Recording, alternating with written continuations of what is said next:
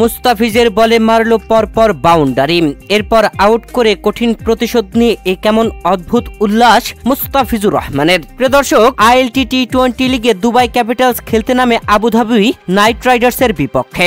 আর এই ম্যাচে আগে ব্যাট করে দুবাই ক্যাপিটালস 187 রানের টার্গেট দেয়। সেই রানের টার্গেটে ব্যাট করতে নামা আবুধাবি নাইট রাইডার্স শুরুতেই প্রথম ওভারে উইলির বলে পরপর দুটি উইকেট হারিয়ে ফেলেন। দ্বিতীয় ওভারে বল করতে আসেন মুস্তাফিজুর রহমান আর উম্মুক চাঁদকে ওভারের পঞ্চম বলে ক্যাচ আউট করে প্যাভিলিয়নে পাঠিয়ে দেন। নিজের করা প্রথম ওভারেই মুস্তাফিজ এসে উইকেট নেন। প্রথম ম্যাচেও দারুণ বল করে প্রশংসা কুড়িয়েছেন মুস্তাফিজ।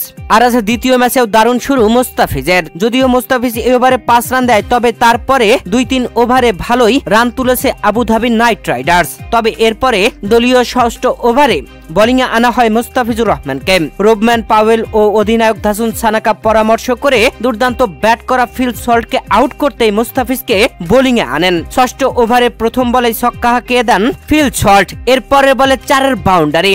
মুস্তাফিজ যেন তাকে আউট করতে মরিয়া হয়ে উঠলেন। রাগান্বিত হয়ে গেলেন পরপর 2 বাউন্ডারি হজমে। এরপরের বল কাটার বল করেছিলেন, তবে পরাস্ত হয়েছিল কিন্তু আউট হয়নি। তারপরের বলে আবারও কাটার বল সজোরে মারতে গিয়ে ব্যাটের সাইডে লেগে অফসাইডে রোবম্যান পাওয়েলের কাছে সহজ ক্যাচ, আর সেই ক্যাচটি ধরে নিয়েই উল্লাসে মাত্র রোবম্যান পাওয়েল ও দাসুন সানাকা। কেননা তারা দুজনে পরামর্শ করেই ফিল সল্টকে আউট করতে এই ওভারে বোলিং এ আনেন মুস্তাফিজুর রহমানকে। তাদের ভরসার উচিত কাজটাই করলেন মুস্তাফিজ, রাখলেন ভরসা, আউট করলেন ফিল সল্টকে।